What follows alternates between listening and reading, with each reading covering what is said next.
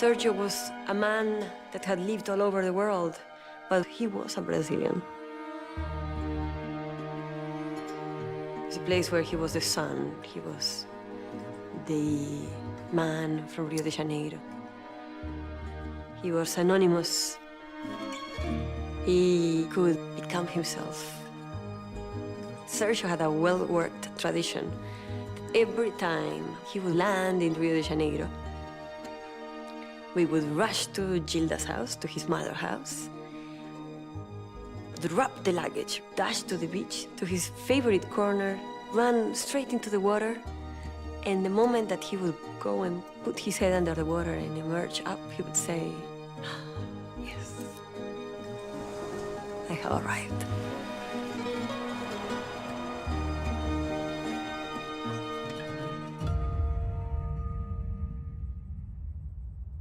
So, what do you wish me to say? You're going to speak to the people. Really? We're going to have 35 new staff members, I see. where Gary is now. So, I see. Some spontaneous wisdom. just how you came to be High Commissioner. Oh my God, but you realize I can't summarize 34 years in 3 minutes. That's a huge theme, because you're asking me to recount my life. But I suppose it's intended to be inspirational, right? Absolutely. Hi, good afternoon. My name is Sergio Vieira de Mello. I'm Brazilian, and I'm presently United Nations High Commissioner for Human Rights. I joined the organization at the age of 21, believe it or not, just out of university. I was lucky to have served in East Pakistan, Cyprus, South America, Bosnia, Lebanon, Cambodia, Kosovo, and from there, East Timor. This organization is the best opportunity you have in your life of achieving your dreams. Never forget the real challenges and the real rewards of serving the United Nations are out there in the field, where people are suffering, where people need you. Remember Rwanda or Kosovo, the UN didn't do its job. Will the United Nations serve the purpose of its founding? Or will it be irrelevant? The president said last night that he is prepared to invade with or without the backing of the United Nations. So President Bush made it clear no time left for stately diplomatic waltzes at the United Nations. It's now the Texas two-step from here on out. So we just met with the president and he explained the position of the United States, which I think you're all aware. I reminded him of the position of the Secretary General on this issue. I don't think anyone can predict what the human cost of such a war would be, but it will be high, by definition.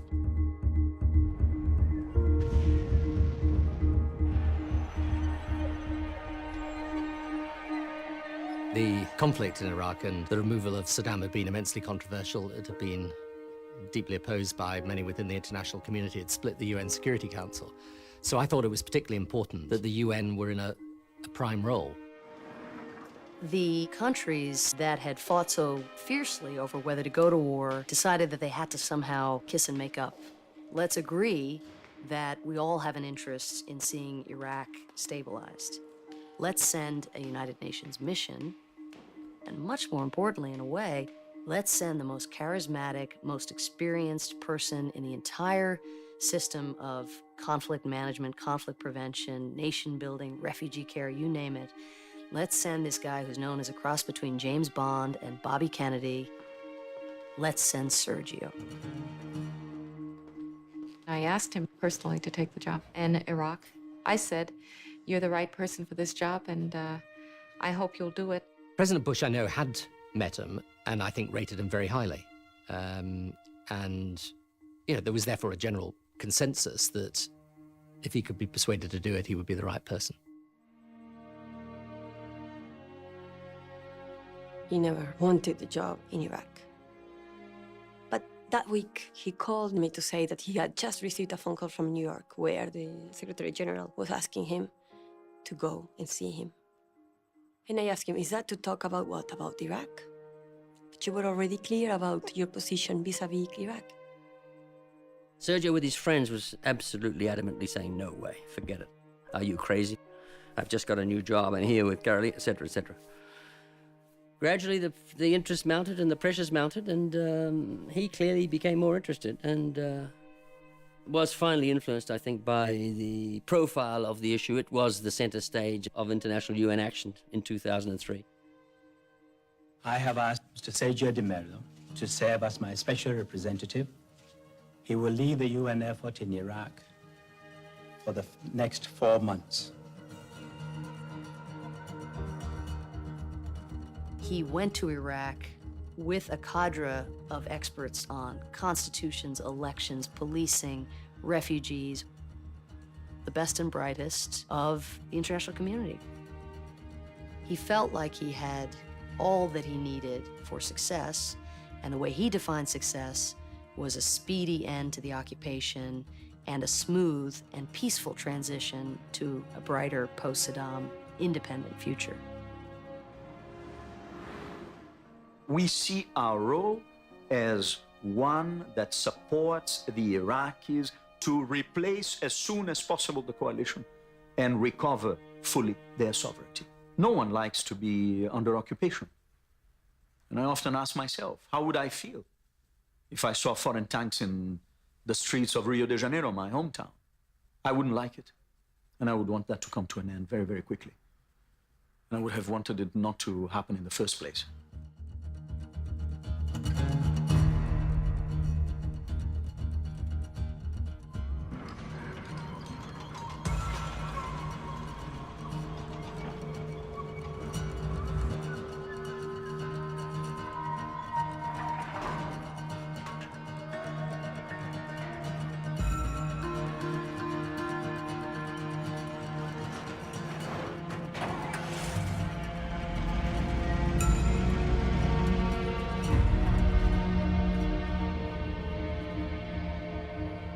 Sergio was exhausted. It was the month of August. It was extremely hot in Baghdad.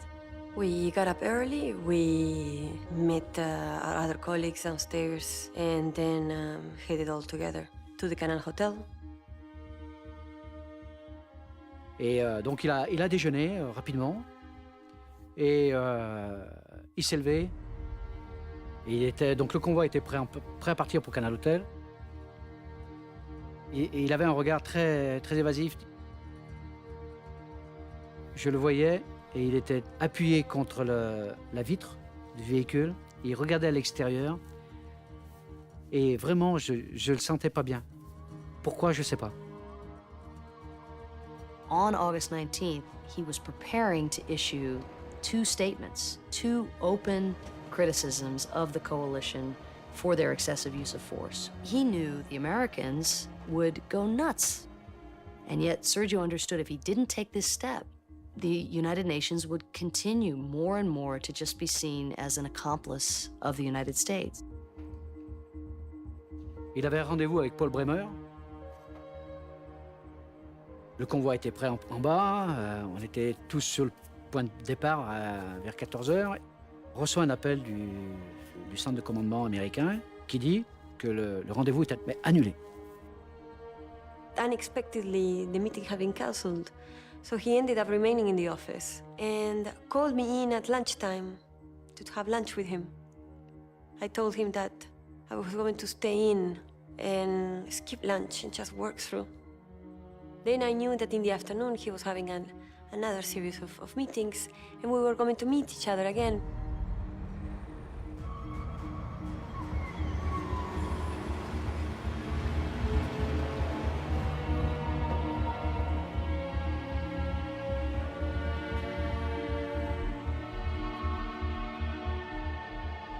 We arrived in Baghdad that morning. It was a short initial trip to get a feel for the lay of the land. We went directly to the headquarters of the Coalition Provisional Authority and saw Paul Bremer. My abiding memory of the interview was that at the very end, he said, you know, the security situation is improving. In fact, it's in very good shape. From there, we went to the United Nations. We wanted to hear from Sergio what he thought the UN had been able to achieve. We were early for the meeting. Someone came and led us up, I think it was to the 3rd floor, to Sergio's office. Je lui ai fait un signe en disant que c'était OK. Donc il s'est levé et il est venu s'asseoir auprès des invités.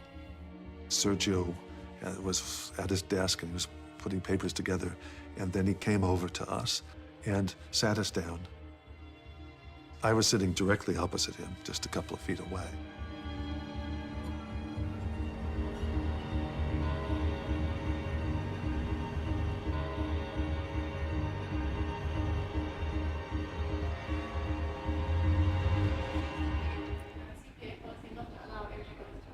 I think we will be surprised at the high rate of casualties that you have, specifically with the unexploded ordnance.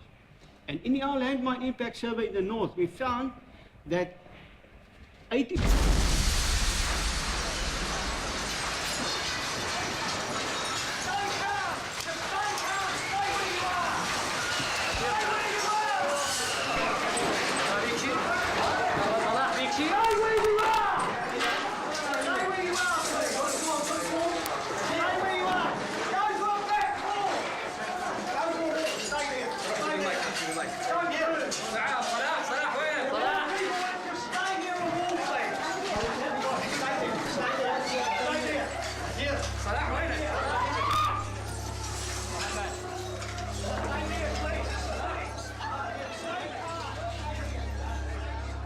Première chose que j'ai faite, c'est de voir si j'avais tous mes membres.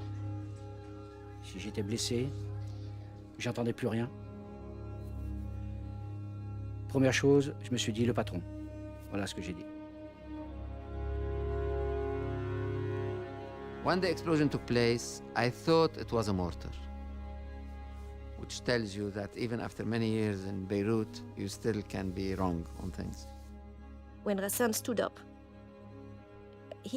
he had some kind of very strange, a kind of smile that he's okay. And then immediately he said, let us go and see what's happened to the people. I took my telephone, took my necktie, my jacket, my laptop, my passport, and I went out and I discovered that a lot of people were shouting, crying, bleeding. We could see blood everywhere, on the walls of the corridor. Bodies there, you don't know if they are alive or not. And things burning, the smell of burn, the smell of blood. I stood up and I see Mona Rishmawen across from me, and I see her looking at me, and there's a drip of blood that is coming down her forehead. And then I came to the first floor, and my husband was in the first floor. So I called him. I said, Andrew, Andrew. And miraculously, he came out. I'll never forget this. And the moment he took my hand, Carolina said, Sergio, Sergio, Sergio. And she said, I have to find Sergio. I started screaming. I cannot see anything because it's all dust. I couldn't see. I saw this light, this blinding light all around me. And suddenly the dust starts to settle. And I realized that this light is the sun. The sunlight of 4 p.m. Baghdad. We were about 100 meters from the point of the blast, bent over to pick up the paperwork, and the next thing I knew, I saw this intensely bright flash, and I had about an eighth of a second to think, what the? And then when I woke up, I was lying across the room. Minutes ago, an explosion ripped through a hotel in central Baghdad, the headquarters for the UN. An update live in By far Baghdad. the most serious attack there's been since U.S. troops took Baghdad. First this hour, terrorism in Baghdad. Right now, at least 14 people are dead, dozens The more bomb wounded. exploded directly below the office of its special representative here, Sergio de Mello. The UN has been there in what used to be the Canal Hotel since the early 1990s. 300 UN staff work inside. It's home to several UN humanitarian agencies, all working on the rebuilding of Iraq.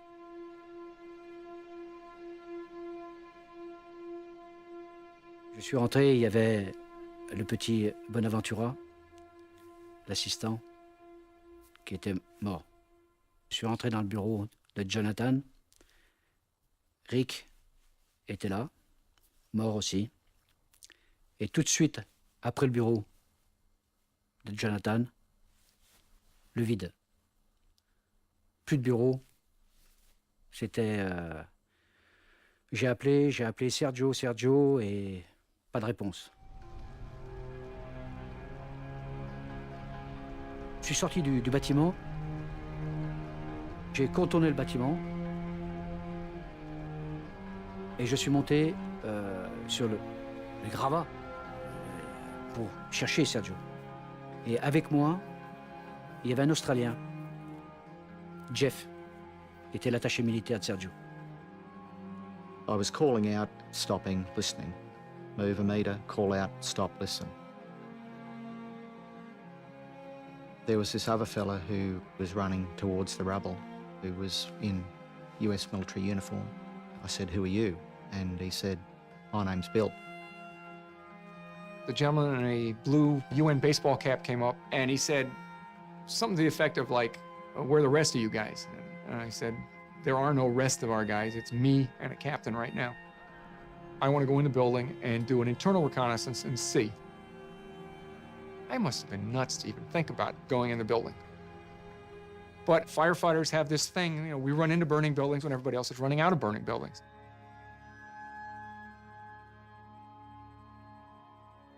We made our way upstairs, and it was almost unrecognizable. I'd been up there on many occasions for meetings.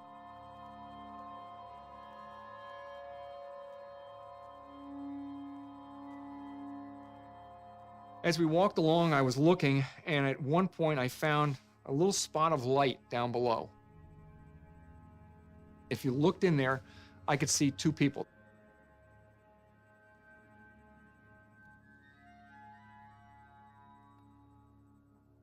The flash is what I remember. The ceiling collapsed, the floor collapsed. We were thrust down. I heard someone say, "Oh, shit," as if someone had expected it. I'm pretty sure it was Sergio. And the next thing I remember is regaining consciousness and not being able to move. I remember looking up at someone who was wearing like a fireman's hat or helmet, and I sort of waved at him.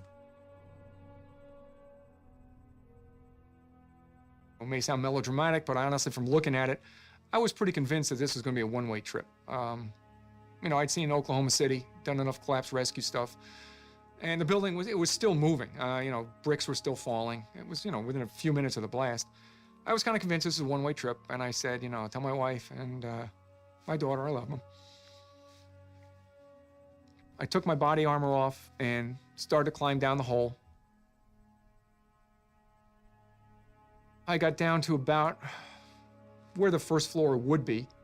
At that point, I had to turn around in the space and basically slide down head first so I could get next to him. And fortunately, there was a piece of reinforcing rod, a rebar, that was sticking out of the concrete, and I put my shoulder up against that, and it was perfect where I could basically lean down and, you know, touch them. And that's when I first introduced myself, and I said, you know, my name is Bill. I'm a civilian EMT. I'm from the Army unit. I promise I'm going to get you guys out of here alive. I remember saying my name to that person. telling them that my name was Gil. I remember very little else. One gentleman said, my name is Gil, and he was directly in front of me. There was another gentleman, and he said his name was Sergio. As we're talking, you know, he starts to say, I thought he initially said, don't pull me out. And I said, don't worry, we're going to get you both out. I promise we'll get you both out. And he goes, no, no, don't let them pull the mission out. And at this point, I'm still not sure who he is. Then he's asking about, you know, the other people. How many people are killed? How many people are wounded? Do we know what happened? And suddenly I'm dawning on that this guy's somebody who's, you know, in charge. It's not just a worker. He's asking questions as the guy in charge. And it dawned on me, Jesus, this is Sergio de Mello.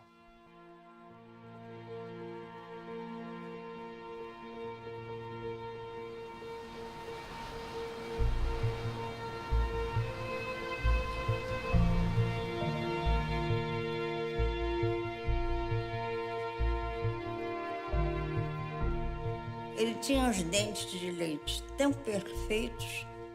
Era uma criança feliz que ria sempre, sempre bem-humorado. Bem quente. Toda casa que ele ia pediam para ele cantar. Quando ele tinha 3 anos, ele sabia cantar em 4 línguas. Fomos para Itália. Ele lá ficou num colégio de freiras. Sergio was the son of a Brazilian diplomat. So he'd spent most of his childhood years abroad, in Europe mainly, in Genoa, in Milan, in Rome, Naples, and even in Beirut.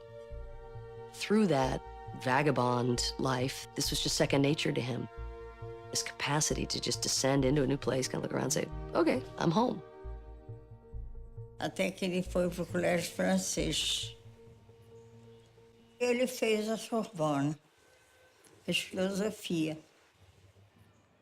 He became activated politically, partly by the philosophy and mainly by what was going on the campus of the Sorbonne at that time. It was 1968. War in Vietnam was raging. Students and workers throughout France were striking. And of course, in May of '68, the students ended up effectively taking over the campus. Sergio manned the barricades, threw stones at the police. What's amazing about his politics in those days is how dogmatic he is, how virulent his anti-Americanism, his anti-imperialism, even his Marxism or neo-Marxism is. I mean, he is a revolutionary to the core. He graduated from the Sorbonne in 1969. One of his best friends lived in Geneva, and Sergio, looking for work, went and crashed at his place. Got some interviews with international organizations, and ended up at the UN High Commissioner for Refugees. Those of us who joined in the 70s really worked on third world issues. It was well regarded, it was expanding rapidly. It had an interesting mandate of not just aid, but also protection. It was politically very active in the sense that it's on hot borders and conflict areas. The turning point of Sergio's relationship to his new place of employment was his first field mission, which was in Bangladesh. Here, Sergio is tasked as a very young man to help provide shelter, to help provide food, to try to come up with some kind of political strategy by which these people could eventually return to their homes. He discovered himself. He suddenly saw extreme poverty, enormous refugee flows, and the ideals that had motivated him took life, they took flesh. He realized that he was not merely a man of thought, but that if he wanted to make those ideals real, he had to be a man of action. I met Sergio first time, actually, in Swaziland in 1976 to move the Soweto kids who'd been attacked by the South African police out of Swaziland to Tanzania. This was a very hot operation, as you can imagine. The South African security were all over the place. But we evacuated them through Mozambique. Sergio was the acting UNHCR person in Maputo. I met Sergio Vieira de Mello in Cambodia and Thailand when the Khmer Rouge were driven out of power and a massive refugee crisis ensued. This is what brought a whole generation of people into the international humanitarian effort. You're a better agronomist than I am. Sergio was the most dazzling, charismatic person in that area. How could a guy this charismatic, this good-looking, be doing this kind of work? He was one of the bright stars, no question, probably maybe the brightest. He was the master magician, mediator, manager, massager of egos. Would you mind spelling your last name? Vieirado.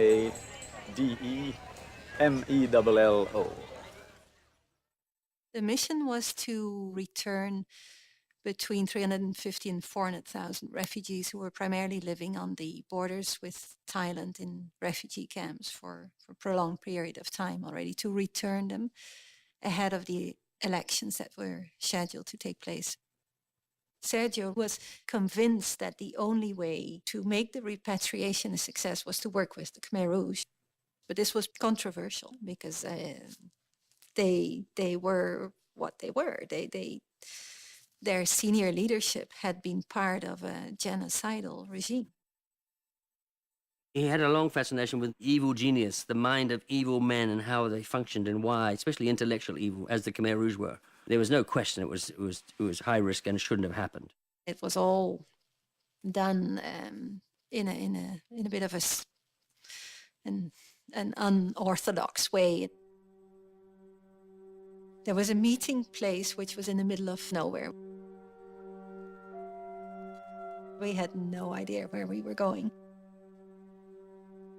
I remember Sergio's driver declared him basically insane. We had to walk through minefields. There was no radio contact.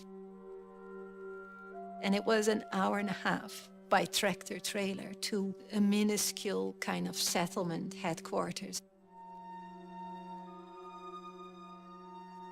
We spent the rest of the day there in the evening and had discussions with them about the land and where people could return.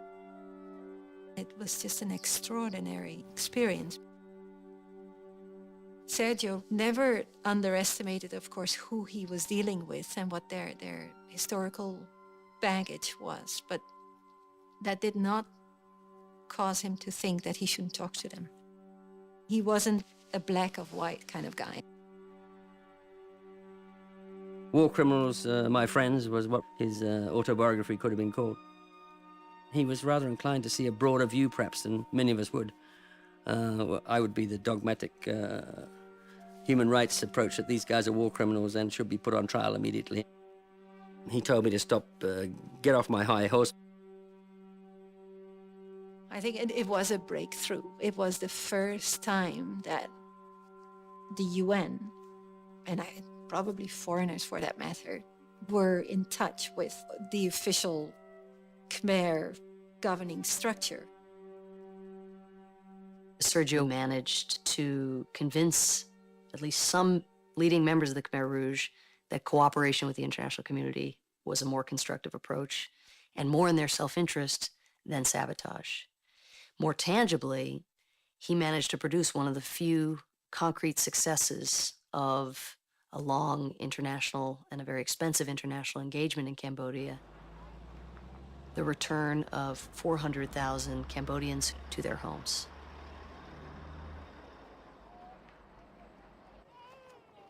I think there was a huge sense of being vindicated.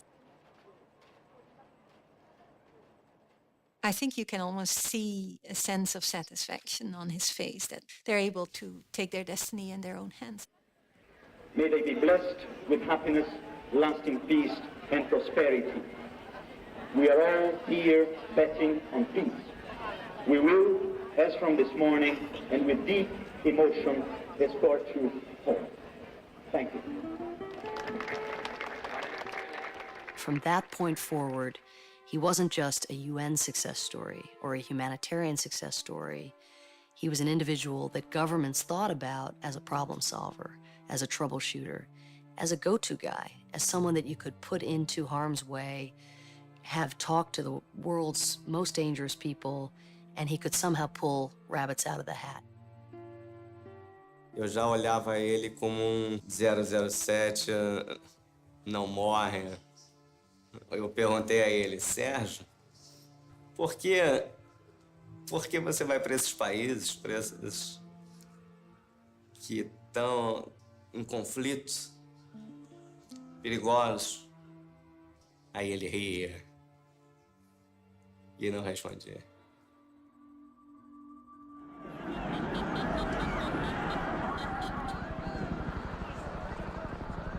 It sounded to me like a 500-pound bomb had gone off, and very close. I went down one knee, and when I stood back up again, I looked at my first sergeant and I said, let's go. Let's get in the truck. My driver said, where to go? So you see the smoke? Follow the smoke. My philosophy of the UN was not 100%. The UN believes a lot of talking will solve all the problems, and they don't. Sometimes you need to have brute force. On that day, it didn't make any difference. There were people there that needed our help, and my job was to accomplish that. I wasn't prepared for what I saw. Mass chaos. Wounded people everywhere. I saw one man, he had a piece of rebar that was stuck through his cheeks, and he was sitting there smoking a cigarette. Absolute insanity. Time was our enemy. We needed to start moving people. It looked like a car bomb came in, and it was setting off all the other vehicles that were next to it. We had people that were crawling out of the building. So I said, okay, I'll take control of this. This little section, this little island, Dirt Island, is gonna be our triage and staging area right now. We had to make decisions on who was gonna live and who was gonna die.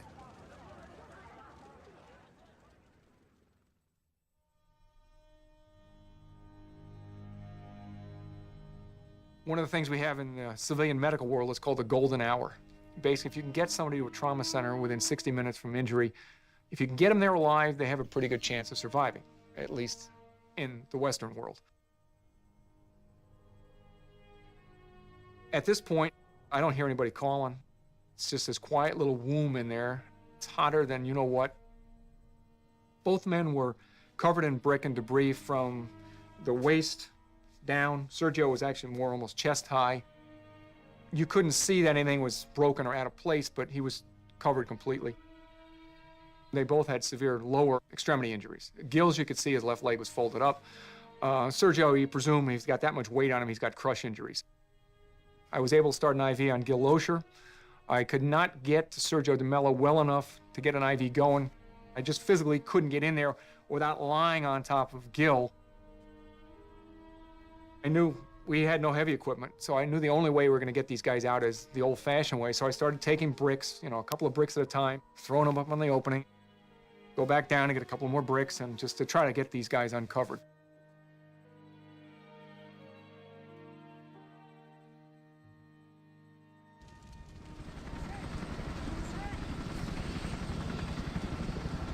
We saw about 185 people, and we moved 130 of them in 55 minutes in whatever vehicle we could find, deuce and a half, 5 tons, pickup trucks.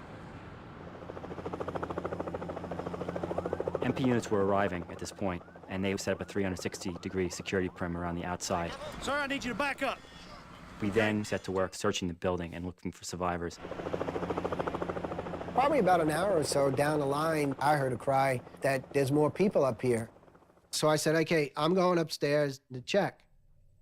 I went floor to floor, room to room, till I got to the top floor, and I heard another cry there, and that's where I met Bill.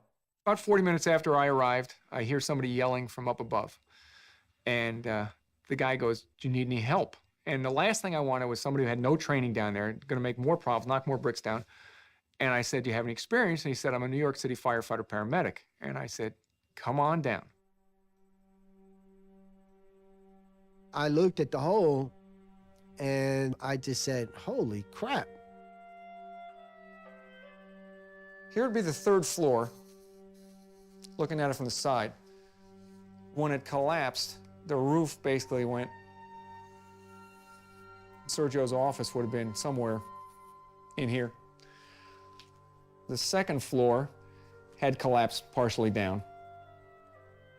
They were basically here. Their heads were down. Now they would be next to each other. So this would, let's say, be Gil Loescher here in his feet. To his right, behind him on that diagram, Sergio would be basically in the same position.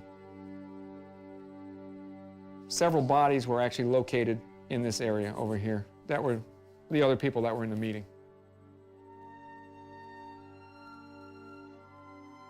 We treat everybody in EMS the same. If I could have gotten Sergio out first, would I? All things being equal, maybe. But if it could have been the President of the United States, and I would have had to get Gil Loescher out first, physically to get room to pull Sergio out. I said, let me go down. You're already gone, your turn. My little one-man hole in the ground became a two-man hole in the ground. And we spent the next 2 or 3 hours working together like a team, trying to get these guys out of there. I had to climb over 2 victims. First victim was a female. She had this side of her face covered with a concrete slab. She had what we call agonal breaths, but she still had a pulse. She had a real severe head injury. I knew she wasn't going to be survivable. I told her to hang on, and I said, keep your faith. And I said that God is with you. And she squeezed my hand. So I'm assuming, because in the medical community, the last thing that goes is your hearing. So I really believe the lady heard me. I quietly pray, and I tell him Jesus loves you. I do that automatically. Some of my coworkers think I'm crazy, but, you know, that's who I am.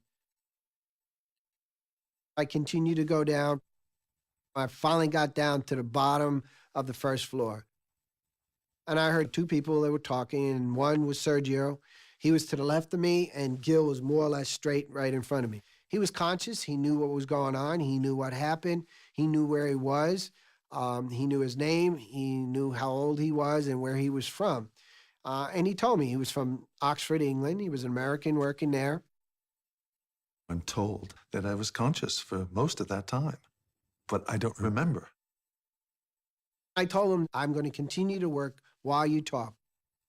He was telling me about his family, his wife, and his 2 lovely daughters. I said, this is my promise to you. I will get you out here alive if you stay with me.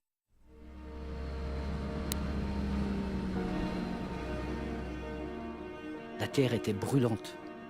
Brûlante due au blast. Et on a creusé avec les mains. Car quand on a commencé, on n'avait pas de pelle, on n'avait aucun outil pour creuser. Donc on était obligé de... Et on a appelé, on appelait, on appelait. My memory was of dirt. I was surprised about how much dirt there was. I remember thinking, I'm going to move a piece of rubble and he will be there. I then saw a slit.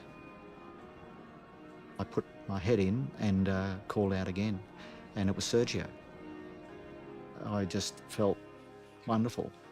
He was alive, and we'd found him.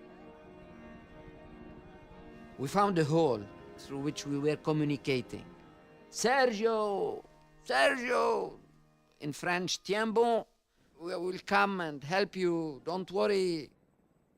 His first questions of me, after I'd asked of him, were concern for others in the team, not of himself or of his circumstances. Where is Carolina? Where are the others? Please look for them. Don't stop. I was not aware that there were people still working outside at the base of the opening. I didn't hear anybody.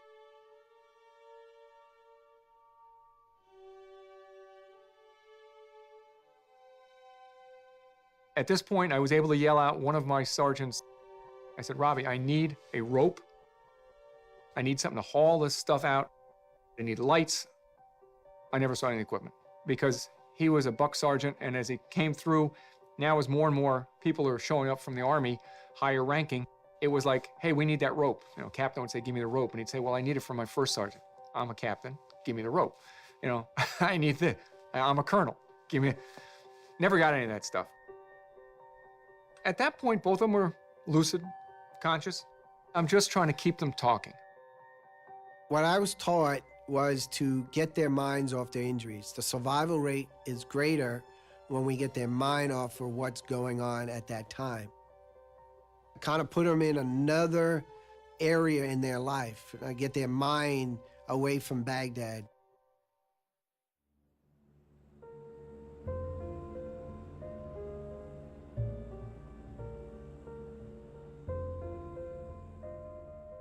A seminal moment in Sergio's life came when East Timor was cut loose from Indonesia after tremendous fighting and genocide. We needed a senior UN official to be, in effect, the president, the power, in an area which was no longer part of Indonesia and not yet an independent country. Sergio Vieira de Mello had the drive, the leadership, and the skills to do it, and it was the biggest test the UN had ever faced in the nation-building phase. I had never heard of Timor in my life. When I was proposed to go there, I couldn't in a million years have placed it on the map. I was an economics officer working in establishing the transitional structure of the new government. I didn't know Sergio Vieira de Mello from Brazil. My part of the government knew him as the SRSG, the Special Representative of the Secretary General. One morning, I was running along the beach road. I saw this man running with someone else who looked like a bodyguard. He passed by, and I looked at, I looked at it too, and I realized this is the SRSG. And I'm looking at him and thinking, well, I am a woman, here I am running on my own. Why does he need a bodyguard next to him? What a chicken. The two men who hold East Timor's immediate future in their hands enjoy another rapturous welcome in an East Timorese town. On this day, Xanana Gusmao has been crowned king of the Emera Regency. By his side is the man with the real power in East Timor today. Sergio de Mello is East Timor's legal leader for the next 2 years, as it makes its transition to full independence.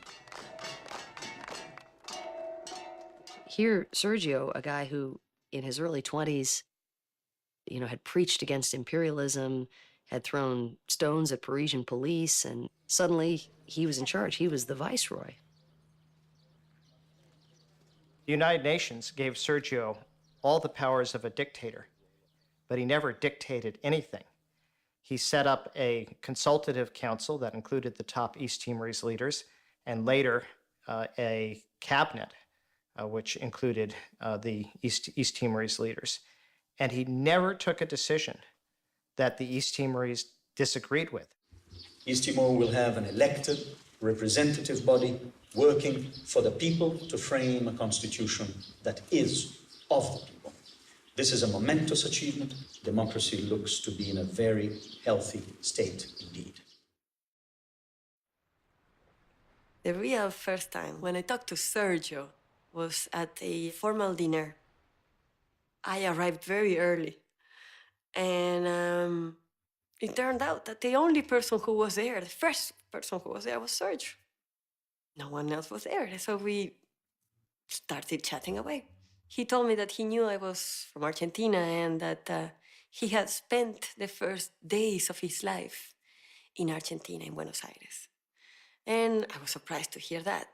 As he was telling me this, he was drifting away in memories until everyone suddenly arrived and our conversation was cut short. It was that time, it was that day that we had really, established a connection and liked each other. He had told me he was separated, and I assumed that was a legal separation.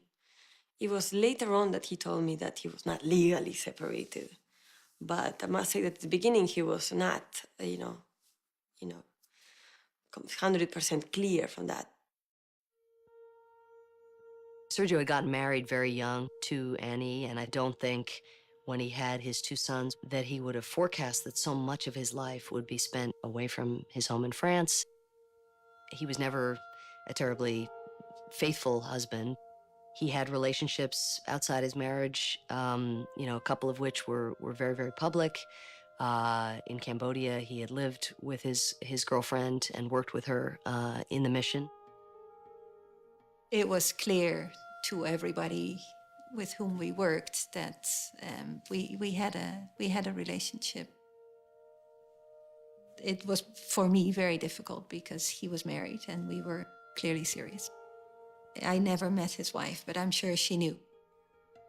Sergio had an eye for women and enjoyed their company a lot. It didn't last, but we stayed in touch sort of and through friends, mutual friends. Then I remember receiving an email from him that he sent to his closest friends just before he left for Iraq. He said, I'm so happy that I'm moving into a phase in my life where I'm starting to have a personal life, and I'm looking forward. This is going to be my last assignment, and then I want to have a more normal lifestyle and start with Carolina. What I remember from that email was that he was ready to settle down and start enjoying life.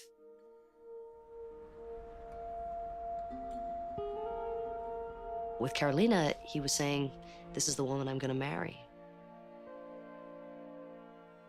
He was wearing a ring with her name on it. She was wearing a ring with his name on it. He started legal proceedings to end his marriage and with the thought of beginning a new life with Carolina.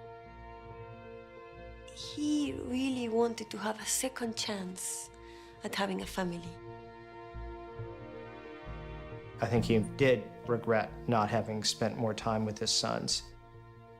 On the other hand, it didn't change his behavior. I mean, he felt drawn intellectually and emotionally to the work he was doing. He was ambitious. His career was very important to him. And I think he also felt that he was doing good. In that scheme of things, spending time with his sons ended up being less important. But the truth is that had he been a family man, he could not have accomplished what he accomplished.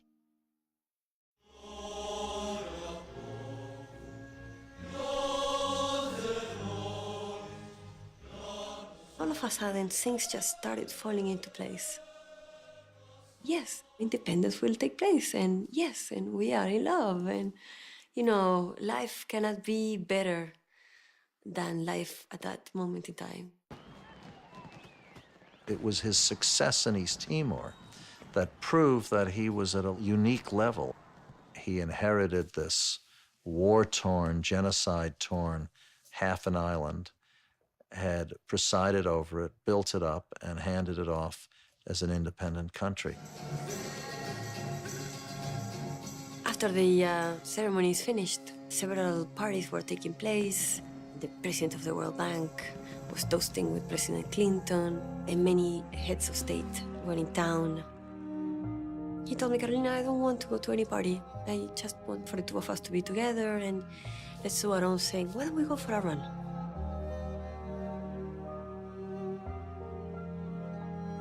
As we were running along, the Timorese were recognizing him. They were saying, oh, look, here he goes. I could see Sergio smiling from ear to ear, waving his hand to the people, as if he was waving bye-bye to East Timor. And many times afterwards, he will bring me back to that moment. He will take me back to that moment. Tell me, you remember that night when we went running, the days of independence? Didn't it feel good? Didn't we do the right thing? وننظر إلى موقف الغرب وإلى موقف الأمم المتحدة في أحداث إندونيسيا. عندما تحركوا لتقسيم أكبر دولة في العالم الإسلامي من حيث عدد السكان. Osama bin Laden had issued a statement saying that jihadis all over the world should take up arms not only against the United States, but against the United Nations. فلا يذهب إليها مسلم بحال من الأحوال ولا يذهب إليها عاقل. And the grounds for that appeal was that the United Nations had helped dismember Indonesia, the largest Muslim country in the world, and that it had pried away East Timor from this Muslim motherland, Indonesia. And bin Laden was sending the signal, the UN is a target.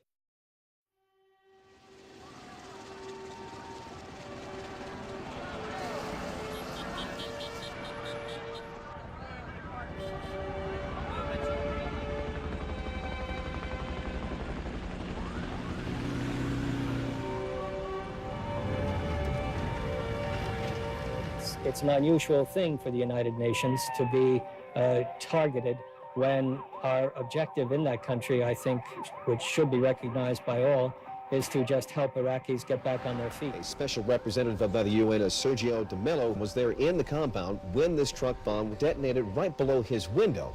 We still don't have any confirmation about the extent of the injuries. We're still searching out more information about that. I told ranking officers, I said, get me the heavy equipment, bulldozers, cranes, just find me anything. Finally, somebody threw down a woman's purse, and it was tied with a string which looked like the kind of cord that you use on a set of drapes that they had tied together, and that became what we used to haul the bricks up. So I'd fill it with a half a dozen bricks, and these guys would haul it up to the third floor and throw it somewhere, and they'd drop it back down, and we'd throw a few more bricks in. And this just kept going on and on.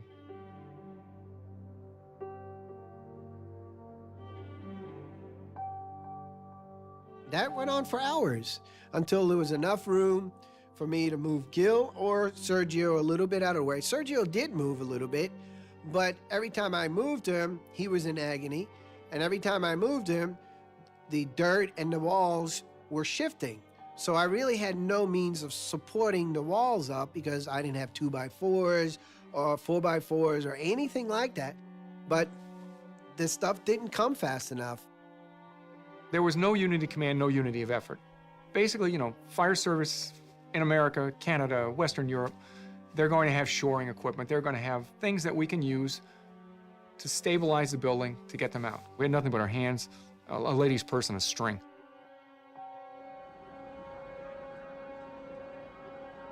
At the base of the rubble pile, there were a couple people milling around. One was a female. She was missing a shoe. She had a torn dress. I don't know what language she was speaking, to be quite honest with you, but it wasn't English. She was told on a number of occasions to go to the casualty collection point, but she kept milling around. I tell the soldiers, come on, you know, help me, let's get him out. Let's get some shovels and start taking the debris out. And he tells me, there are no shovels. Well, okay, so let's do it, you know, with this piece of steel. I said, no, no, no. We need to wait for equipment to come. But where is equipment? Who the hell is in charge? I got a phone call saying that Sergio de Mello had perhaps been very seriously wounded, that he was trapped, and that they didn't know how serious the situation was. But then a few minutes later, someone said, well, no, he'd been speaking and had been talking to people outside the building. And I remember just a sense of relief that perhaps this was all right. The president called. He said, well, please find out what happened. And my chief of staff pulled me aside and he said, we don't know what's happened with Sergio. The last we heard, he was alive, but, you know, we just don't know what's going on. He's trapped somewhere in the rubble. A short time ago, I spoke with Ambassador Bremer, directed him to provide all possible assistance to the rescue and recovery effort at the United Nations headquarters.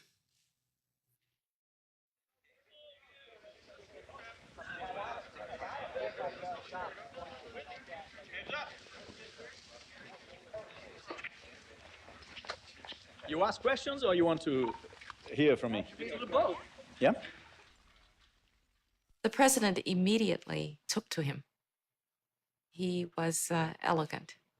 He was committed. He drew you in the conversation with him. You just knew that this was somebody who could command a room.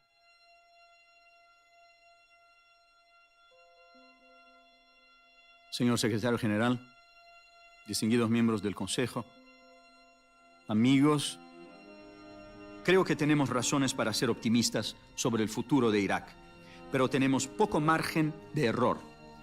The United Nations presence in Iraq remains vulnerable to any who would seek to target our organization. Our security continues to rely significantly on the reputation of the United Nations, our ability to demonstrate meaningfully that we are in Iraq to assist its people and our independence. Sergio hadn't wanted to go to Iraq in any deep way. I mean, he liked being at the center of the action, always. He liked being the center of attention, always. But he was beginning to build a new life with Carolina and exhausted from East Timor, coupled with the fact that he opposed the war in Iraq to begin with. But as soon as the question was posed, Sergio did not feel like he could say no, and of course tried to make the best of not an ideal situation.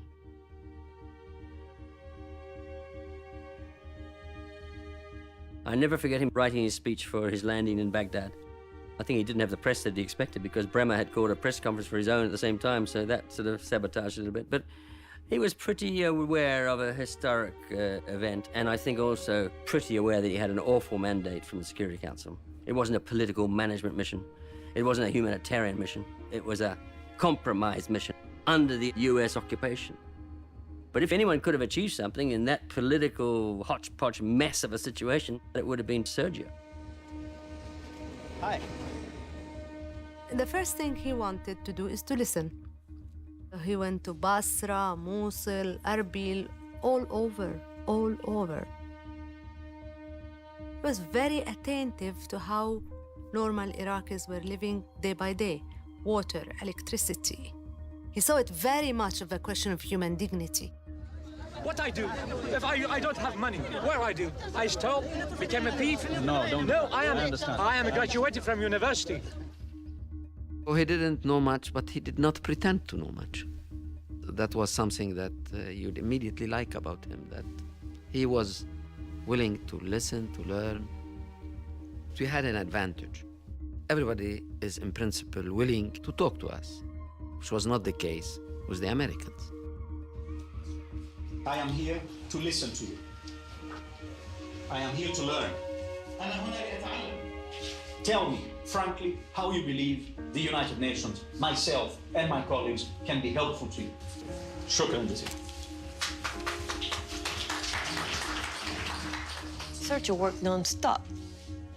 He was eternally optimistic that he and his team single-handedly and perhaps naively could turn the tables around.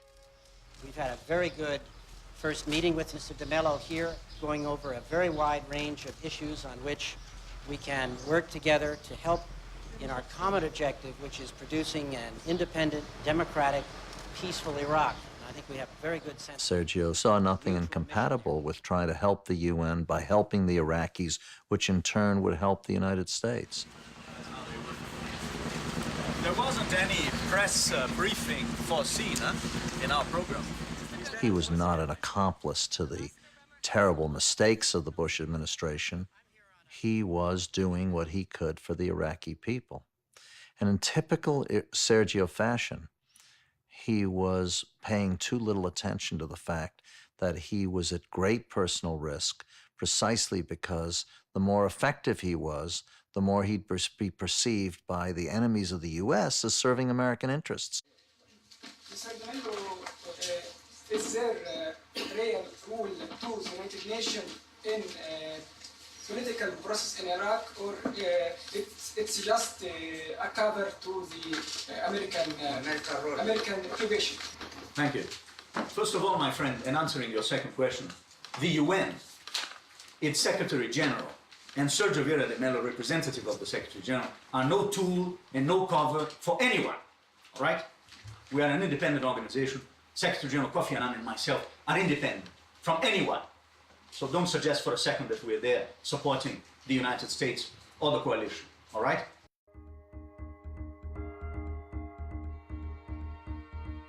Once in the street, there were small pieces of paper in blue, like square ones in blue, that says Al-Qaeda is now here or something like that. Someone had been reportedly seen taking down the numbers of the license plates of cars coming in and out of the compound.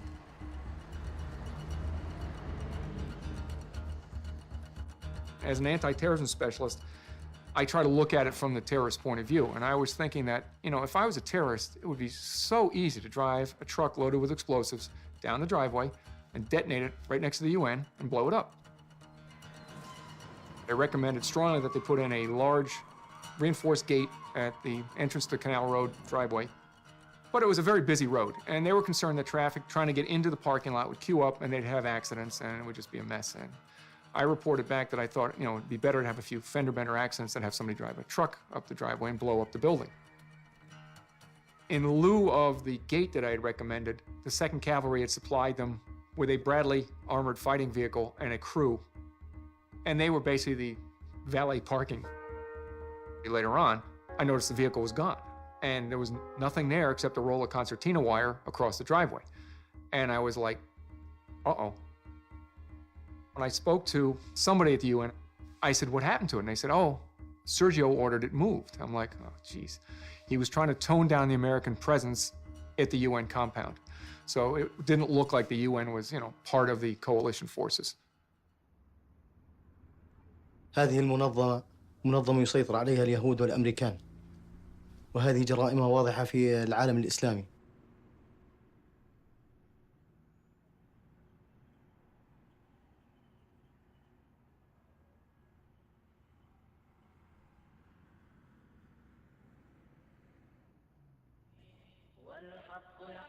كان بهذيك الفترة أبو مصعب محتاج للقوة البشرية وللقوة المادية، وكان يعني محتاج لضرب أهداف مثل هاي حتى يشتت الشرعية الدولية.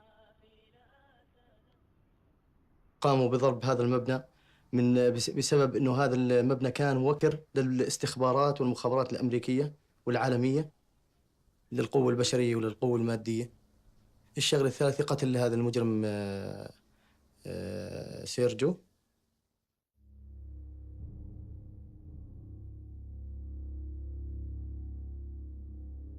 On that Monday, he told me that he really needed something to look on to the future.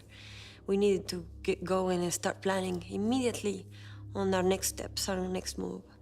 And really, our next move had been to go back to Brazil.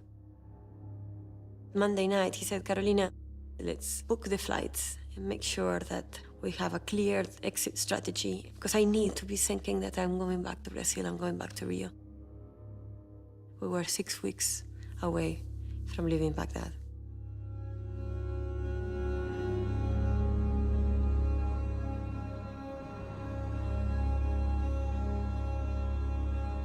They say time flies when you're having fun. Well, I certainly wasn't having fun, but time was flying. In the golden hour, it came and went. We didn't even realize it. I'm tired. My legs and arms were cramping. We were driven, basically. We were determined that these guys were not going to die in this hole.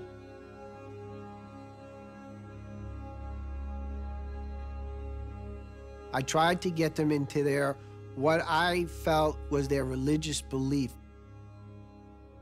At one point, Andre wanted to pray with Sergio, and he was still lucid enough to say, F prayers, you know, this is not the time, which I think kind of upset Andre a little bit. I asked him, you know, you got to have faith. You have to believe. And it says, believe, damn God did this to me, you know, curse God. And he was using some other words that I will not say. And I was trying to tell him, God didn't do this to you, man. You have to have faith this strong to believe that God could get you out of here. I'm your savior, in the sense. You have to believe in me. I've never had that experience. In 35 years, nobody's ever said, hey, let's stop and pray. What's so wrong with praying with somebody? You know, it wouldn't have hurt. And Sergio wanted no part of that. So, you know, and he was expletive deleted, no. You know, he didn't want any part of that. I'm not a big prayer guy either. I was like, I don't know if I tactfully or untactfully said, we haven't got time for this shit. Prayer's great. We'll pray when we get him out, but let's get him out.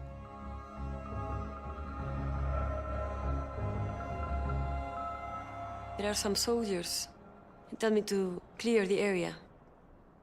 I said, no, no, no, I'm going there because I hear that Sergio's there.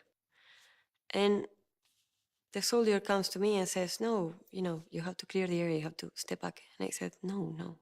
After a period of time, I started to figure out that maybe there was something going on between her and somebody in there. She was close with him or something, I don't know.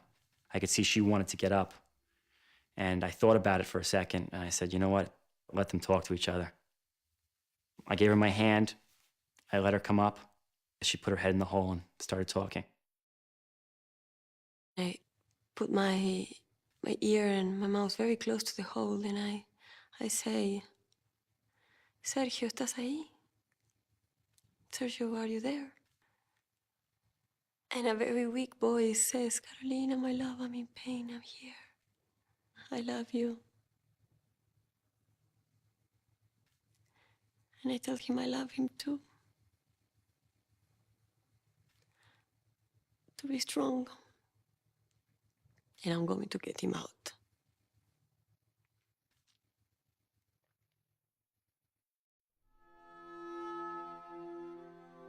At this point, Gil is reacting to some verbal stimuli, but not much. You can't get really more than a word or two in reply. We got to get him out. We know we got to get him out. We got to get him out now. But the problem is he's still pinned from his lower legs. Where Sergio was, Gil had to be removed first. I said, buddy, you know, I've done the best I can, and if I don't get you out now, we're never gonna get out. So he said, do what you have to do, and I just want to live, and I want to go home. My memory of it is that, you know, I'm just not going to give in. I'm not going to die. I have a lot to live for. You know, I thought immediately of my family. A decision was made, and we all agreed on it, and the most important thing was Gil was ready for it. The only thing they found me was an old rusty wood saw and my trusty paramedic scissors. I said, I'm gonna start sawing away. If you have to scream out, scream out. If the pain is unbearable, let me know and I will stop and give you some more pain medicine. I don't remember any of that.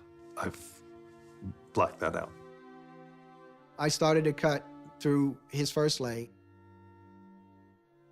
I had to kind of separate his screaming from what I had to do because I knew it had to be done. Even with morphine, even being deeply in shock and basically reacting only to pain, it was pretty gruesome work. He screamed. I mean, you probably could have heard the screams in, you know, the green zone. We felt terrible, but we knew if we didn't do this, he would die where he was because we physically couldn't get him out. I pulled tighter on the tourniquet, and I told him I'm going to go to the second leg. He didn't answer for a while, for a few minutes. I thought I lost him. What I believe happened was the pain was so bad that it literally just knocked him out. So in a way, that was probably a blessing. I started to cut into the second leg, and he woke up again, and he started to moan, and he just said, Andre, I feel that, but go ahead and do it and finish. And I did. I finished cutting the second leg, pulled tighter on the tourniquet, and I bandaged it. We finally got SCED. It's an acronym for something, and I have no idea what it is, but it's this plastic roll-up thing that when you unroll it and lace the sides, it forms a semi-rigid stretcher.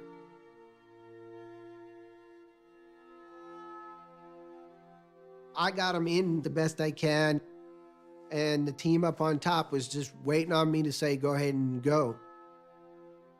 They pulled, and they pulled, and they pulled. The reinforcing rod was blocking one part of the small opening, and the body was blocking the other. We tried to pull the SCED past it. It wouldn't fit. Since we never got the hacksaw, we couldn't move the reinforcing rod. So the only other way to get Gil up was to remove the body that was pinned in the rubble partway up. So I had the unenviable task of using my combat knife again to cut the body in half so they could haul it. And if you think cutting a leg off was fun, now even though the victim was dead and obviously deceased, it was still hard work. And they finally got Gil up. I looked at him and I said, Gil, you're free. You're home now. I'm going to give you to my other guys and they will take you to the doctors. My family is my anchor. I probably knew instinctively that if I got out of there, that they would see me through my recovery. He was close to death when they got him out there. His vital signs were like 60/40 for blood pressure. And they did a hot load into one of the medevac helicopters and flew him away.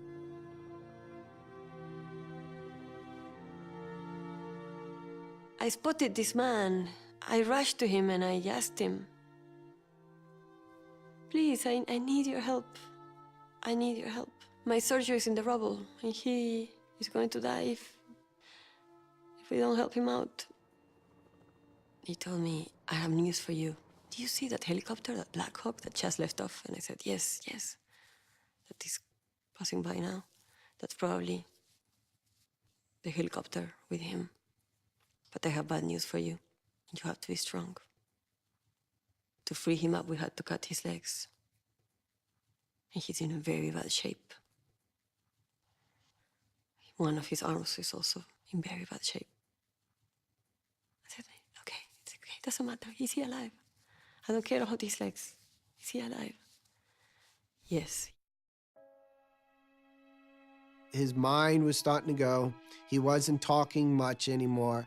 He was, you could hear his breathing was a lot more erratic and irregular and stuff. And I just went over there and I continued to encourage him. I tried to hold his hand, lay next to him and put my head on him so he'll know that somebody was there. I went back over to talk to Sergio, tell him we'll get you out next. He didn't reply to me. Shook him, he didn't reply to me. Felt for a pulse, and there wasn't one. We weren't going to get him out. And it kind of hit me like a ton of bricks.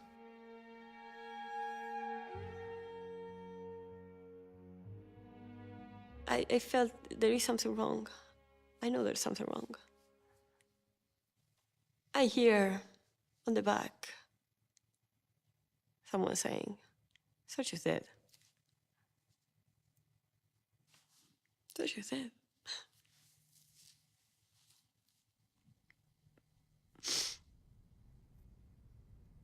No. No. I wanted to die.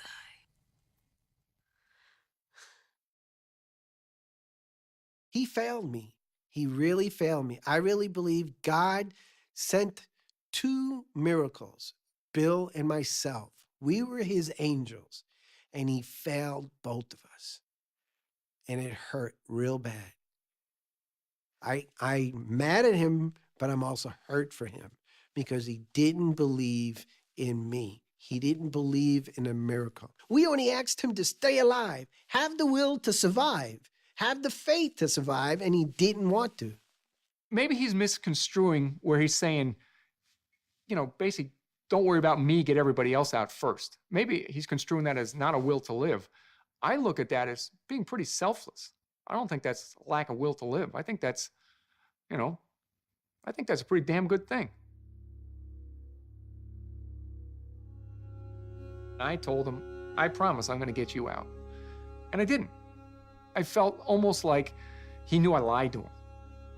To this day, it's probably the thing that bothers me the most is that I truly felt that I'd get both of these guys out alive.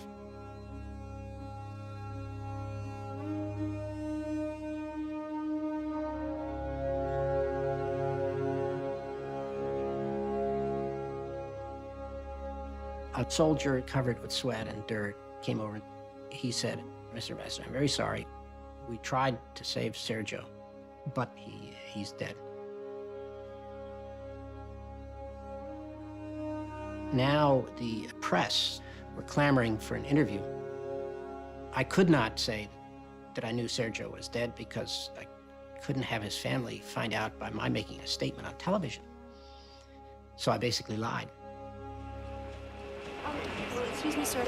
Sergio de Mello is apparently also has been injured in this attack. Yes, that's right. As of this time, my dear friend Sergio is somewhere back there.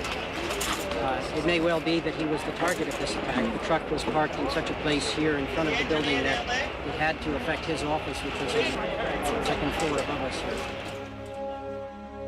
What strikes me about the rescue is just the utter indignity of Sergio being left under the rubble for 3.5 hours, for them to be relying upon a lady's handbag and a curtain rope? Are we kidding? This is the United States.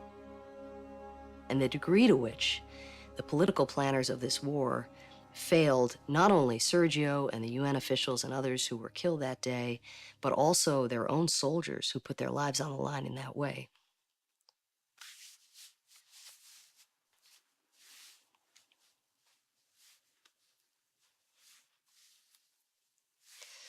Terrible, terrible.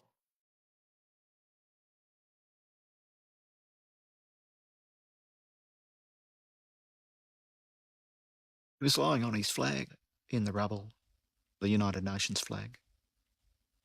The team above then pulled, and slowly we were able to take him up the shaft. Gabby was up there, and some of his other bodyguards, and they took one of the stretchers and laid him on it. Sorry. Le poser sur la civière, quand on le regarde, on se dit tout ce qu'il a fait dans le monde pour ça. On ne comprend pas. We were standing up there in the second floor, and the body came, and he was put on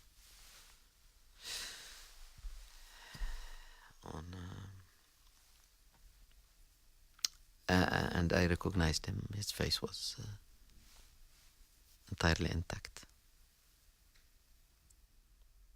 and he looked handsome as usual. I remember.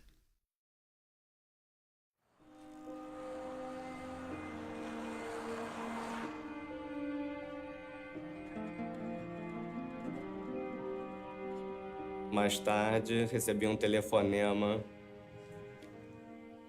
que ele tinha morrido.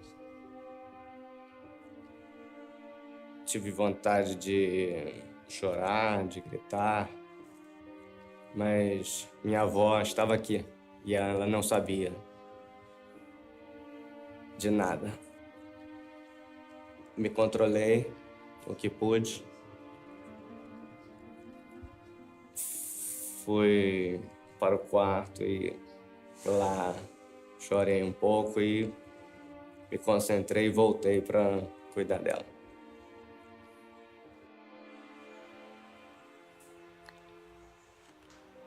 Foi o dia que o mundo desabou na minha cabeça.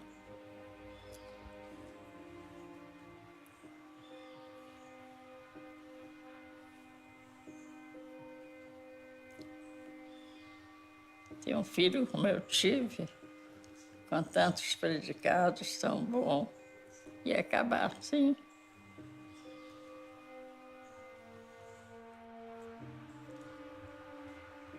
A falta que ele me faz é imensa.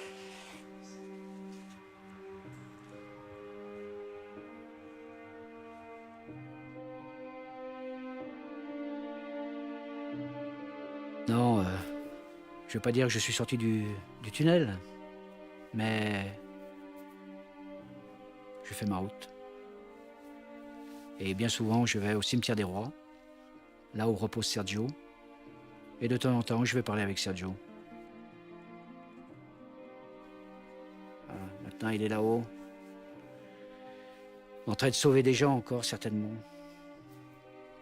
Je sais qu'un jour, je le retrouverai. J'en veux beaucoup aux gens qui ont fait ça. Beaucoup. Beaucoup.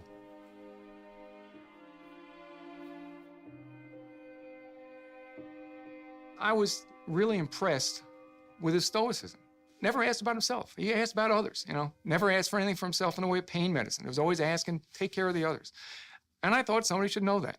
I didn't know who to contact. I didn't know where he was from. I just knew his boss was Kofi Annan. So that night on my broken and battered little laptop computer, I wrote a letter to Kofi Annan. 19 August 2003. You know I'm not going to get through this.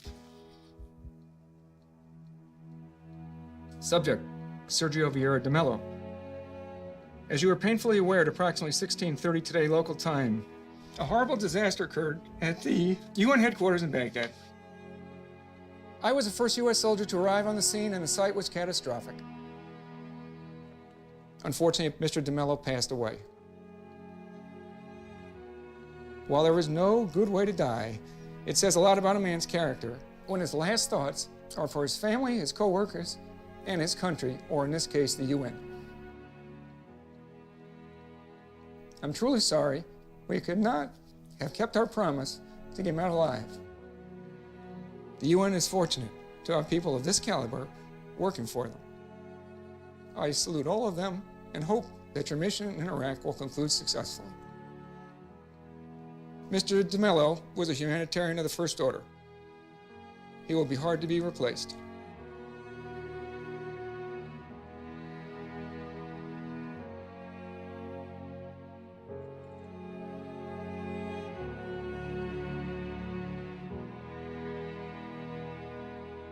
Today we share our shock and sorrow at the loss of people we loved.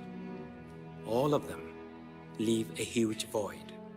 Raid, Lin, Isan, Imad, and Basim. Rahim, Ranilo, Rick, Riza, Jean-Selim, Christopher, Martha, Fiona, Nadia. Finally, Sergio, my dear friend, why did you never seem tired while even working 18-hour days? Why did you never look crumpled even after an 18-hour flight? Why were you never sick? Why were you never grumpy? And you were the only top official in the UN known to everyone by his first name. Even to those who didn't know you personally, you were always just Sergio. It is heartening that around the world, whether in the United Nations missions or in humanitarian organizations or in governments, you do have individuals who ask themselves, what would Sergio do? The one answer that they know he would give is get out of the capital and go out into the world and figure out what's happening.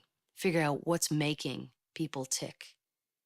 Respect the dignity of the human beings whose lives are at stake here. Don't treat them as a monolith or as a mass. Engage the bad guys. Be a man of action, but also never stop being a man of reflection. I wish I could have an elastic time to be able to go back to the past and stretch out some special moments to a maximum. Now being aware that those times are finished and they won't happen again.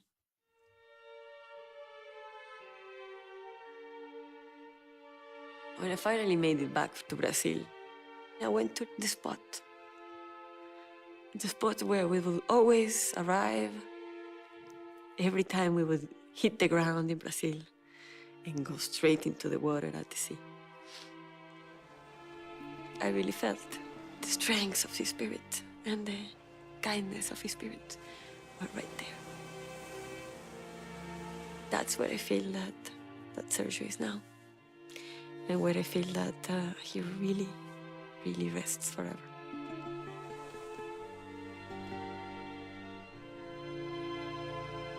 My message is very simple. Never forget the real challenges and the real rewards of serving the United Nations are out there in the field, where people are suffering, where people need you. So good luck, welcome to the organization, and here we are to help you in any way we can. All the best.